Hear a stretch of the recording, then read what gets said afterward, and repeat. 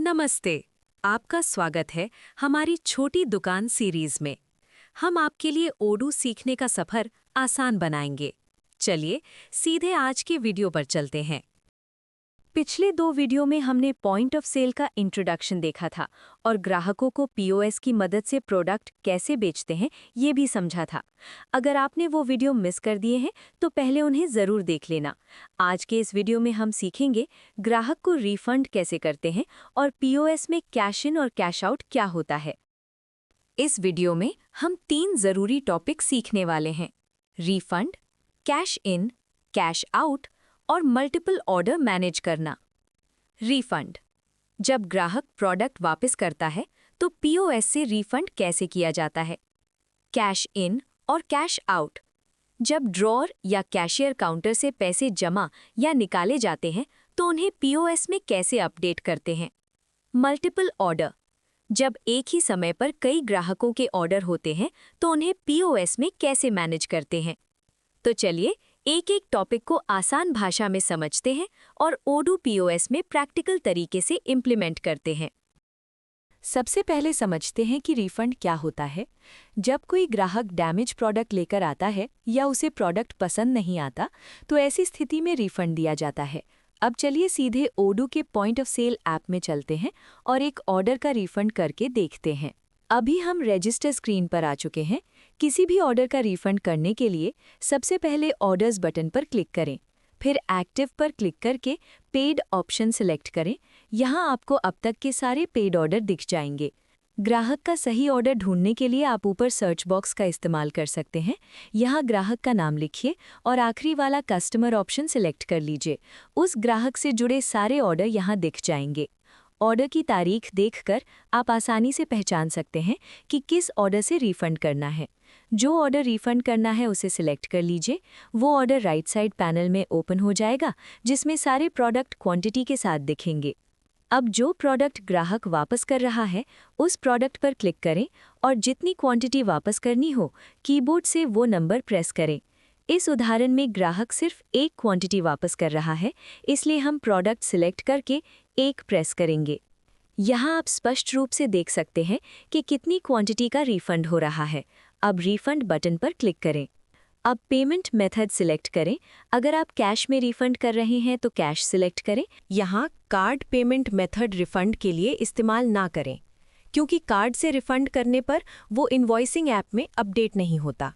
अगर ग्राहक ने ये ऑर्डर उधार में लिया था तो कस्टमर अकाउंट भी सिलेक्ट कर सकते हैं, लेकिन ध्यान रखिए जब भी कस्टमर अकाउंट सिलेक्ट करें तो इनवॉइस बटन पर टिक करना बहुत ज़रूरी है।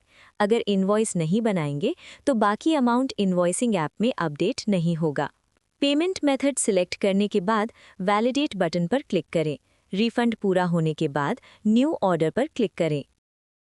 अब समझते हैं कि ओडू में कैश इन और कैश आउट क्या होता है। जब भी आप पर्सनल या स्टोर के खर्च के लिए ड्रॉअर या कैशियर काउंटर से पैसे निकालते हैं तो उसे पीओएस में अपडेट करना बहुत ज़रूरी होता है।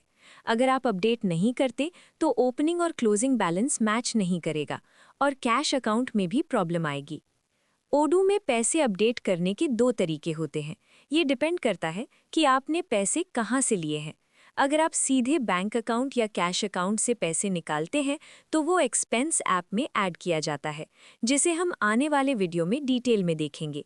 लेकिन जब आप ड्रॉअर मनी या कैशियर काउंटर से पैसे निकालते हैं तो उस प्रोसेस को कैश इन और कैश आउट कहा जाता है।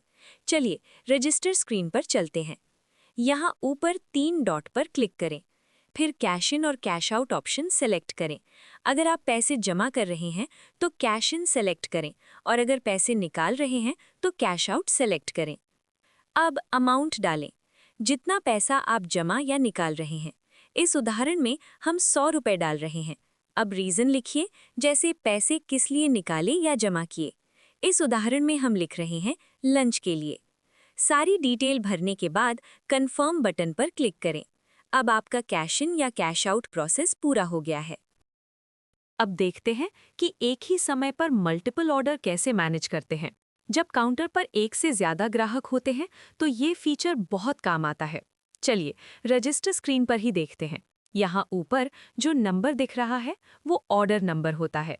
जैसे ही आप प्लस बटन पर क्लिक करते हैं, एक नया ऑर्डर बन जाता है और उसका अलग ऑर्डर नंबर होता है। इस तरह आप प्लस बटन से कई ऑर्डर ओपन कर सकते हैं। जो ऑर्डर नंबर सिलेक्ट होता है, उसके प्रोडक्ट लेफ्ट साइड में दिखते हैं। अभी हम पहले ऑर्डर में मिल्क सिलेक्ट करते हैं, फिर दूसरा ऑर्डर नंबर सिलेक्ट करते हैं। ये एक पूरी तरह अलग ऑर्डर है। इस ऑर्डर में हम Fortune basmati rice 1 kilo select करते हैं।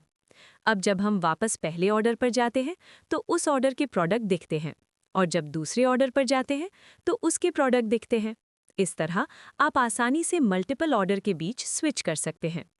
जिस ऑर्डर को प्रोसेस करना हो, उस ऑर्डर में ग्राहक सिलेक्ट करें और पेमेंट कंप्लीट करें।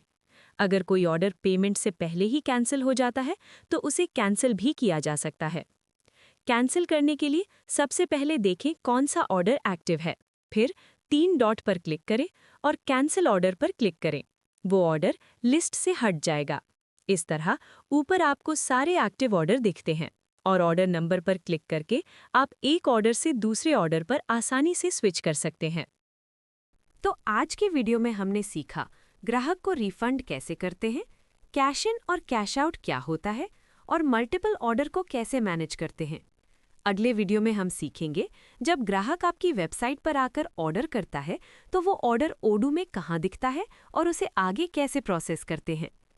अगर आपको वीडियो पसंद आया हो तो लाइक करें और चैनल को सब्सक्राइब करें। मिलते हैं अगले वीडियो में। धन्यवाद।